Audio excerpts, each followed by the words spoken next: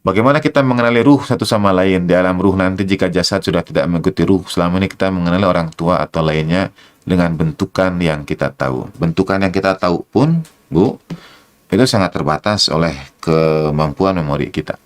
Al-Irham dalam psikologi komunikasi, dalam rekayasa sosial, itu menyebutkan satu di antara kesalahan berpikir.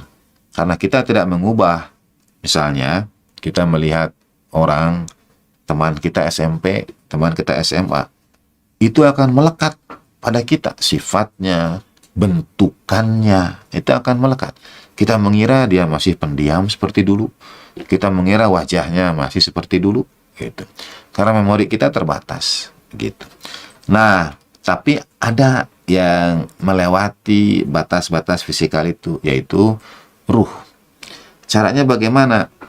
Seperti akhlak, karakter, sifat, ya.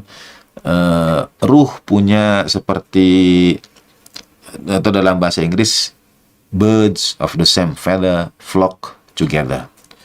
Burung yang berbulu sama, terbangnya beriringan, berdekatan.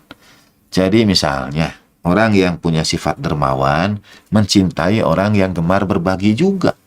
Manusia itu senang berkumpul dengan secara naluri, yang itu harus dilawan sebagai bentuk empati. Kita hanya ingin berkomunikasi, berhubungan dengan yang saya menyebutnya sefrekuensi, yang sehobi, yang misalnya ya apa? Masya Allah.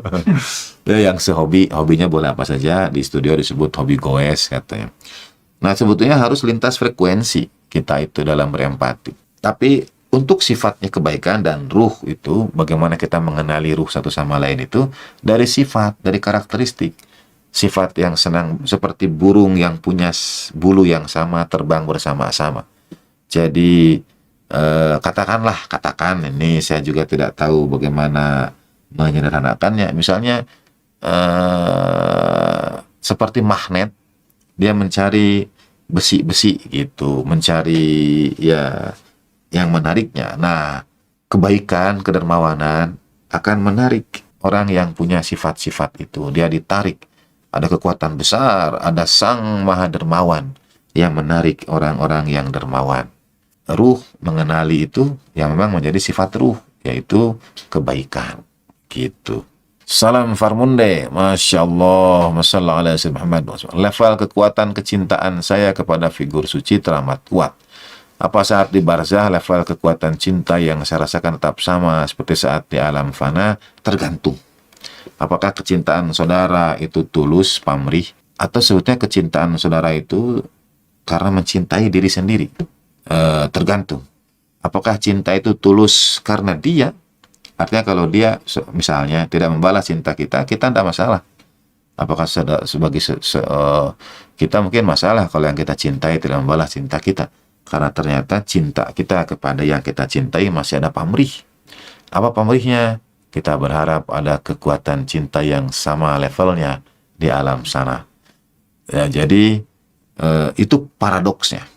Jadi kita mencintai, tapi pada saat yang sama kita tahu bahwa sebetulnya kita sangat berkekurangan dalam mencintai para teladan agung itu.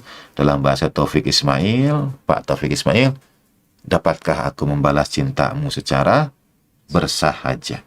Karena ternyata kebaikan yang dilimpahkan kepada kita dari baginda Nabi, dari para teladan agung itu jauh lebih besar dari kecintaan, dari bentuk kecintaan kita kepada mereka.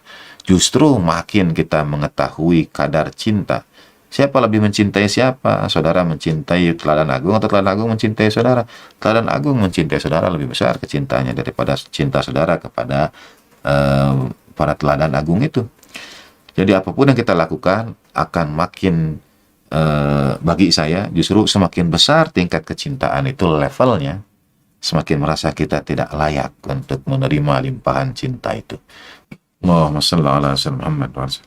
Izin mengenai kehalalan belanja online pemakaian seperti bintang katanya tidak boleh disebut gitu ya, tapi ini sudah ada ya. Karena di kalangan dianggap haram. Tidak, saudara, jual beli di mana saja selama ada kesepakatan antara penjual dan pembeli, mediumnya apa saja sah. Tapi kalau yang tidak boleh, kalau ada yang dizalimi. Jadi kalau kesepakatan misalnya online itu memungut terlalu besar dari penjual, dan sebagian diantaranya seperti itu, saya tidak tahu persis. Ada yang katanya keluar dari fasilitas online karena pajaknya terlalu besar, potongan harganya terlalu besar. Misalnya harga yang kita beli 80.000, sebetulnya misalnya ini, penjual itu hanya dapat setengahnya, 20%-nya itu ke aplikasi, 20%-nya pajak misal, saya tidak tahu persis pembagian. Nah, kalau ada unsur kezaliman di situ, semua mazhab sepakat tidak boleh. Yang dimaksud dengan riba adalah la yadlimu wa la yudlam, tidak menzalimi dan tidak dizalimi.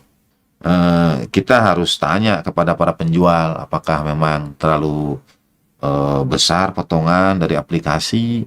Nah, kalau menzalimi itu haram, itu tidak boleh. Terima kasih. Apa makna mengambil kesaksian dalam surat Al-A'raf ayat 172? A'udzubillahi minasyaitonir rajim. Bismillahirrahmanirrahim. Kalau yang saya lihat ayatnya dulu. Mengambil kesaksian dari Ar-Rasul itu artinya, oh ya, ini betul. Wa idza qala rabbuka min bani, boleh dihadirkan ayatnya ya. Bismillahirrahmanirrahim. Wa idza qala rabbuka min bani adama min dhuhurihim dzurriyyatahum wa asyhadahum ala anfusihim alastum bi rabbikum qalu bala syahidna an taqulu yaumal qiyamati inna kunna an hadza ghafilin. Ini bercerita tentang alam sebelum alam penciptaan manusia. Ada yang menyebut alam dar, ada yang menyebut alam dzur. Dan ketika Tuhanmu mengambil dari punggung Nabiullah, wa idza qadara rabbuka min bani adama min dhuhurihim. Jadi dari ini untuk ayat ini sering digunakan untuk menunjukkan bahwa sebetulnya semua kita ini, hatta bahkan anak-anak keturunan kita yang belum hadir sekarang ini, itu ruhnya sudah Allah Ta'ala ciptakan lebih dahulu. Sekali lagi, disclaimer, saudara, subhanallah ya amma yasifun, maha suci Allah Ta'ala dari apapun yang disifatkan. Allah Ta'ala tidak mengenal waktu, karena dia sang pencipta waktu. Waktu itu ciptaan. Tidak ada bagi Allah Subhanahu Wa Ta'ala kemarin, hari ini, dan esok. Itu hanya ada bagi kita dalam ruang lingkup tata surya kita, siang malam, peredaran bumi mengelilingi matahari dan sebagainya. Maha suci Allah Ta'ala dari diliputi oleh itu, ya. Jadi tidak ada konteks waktu. Tapi ayat ini karena menggunakan fi'il madhi menunjukkan ruh semua putra keturunan, dan ketika Tuhan mengeluarkan dari tulang punggung anak cucu Adam, jadi semuanya dzurriyyatahum, keturunan mereka. Dan kemudian setelah semuanya itu dihadirkan, ruh, sekali lagi, hatta ruh manusia yang terakhir lahir di akhir zaman, ruhnya itu sudah diciptakan. Ini kompleks ya, karena nanti akan terkait dengan takdir, ya, misalnya siapa manusia akhir zaman, dia keturunan siapa, hasil pernikahan, misalnya itu seperti jaring laba-laba yang berjalin berkelindan. Konteks kesaksian ketika ia dihadirkan, Allah Subhanahu Wa Ta'ala bertanya kepada mereka, alastu. Ada juga yang menyebut ini alam alastu. Alastu birabbikum, bukankah aku ini Tuhan kalian? Mereka berkata, syahidna, kami bersaksi. Dan nanti kelak kalian di hari kiamat akan berkata, kami lupa peristiwa ini, lupa kesaksian ini. Nah, sebetulnya satu di antara makna kesaksian itu adalah apa yang kita sebut dengan fitrah. Jadi Allah Ta'ala telah menitipkan pada setiap makhluk fitrah. Fitrah itu yang berbicara tentang keesaan Allah Subhanahu Wa Ta'ala. Fitrah itu yang memberikan kepada kita warning, berdusta itu tidak baik, berlaku jujurlah itu lebih menyelamatkan, dan lain sebagainya.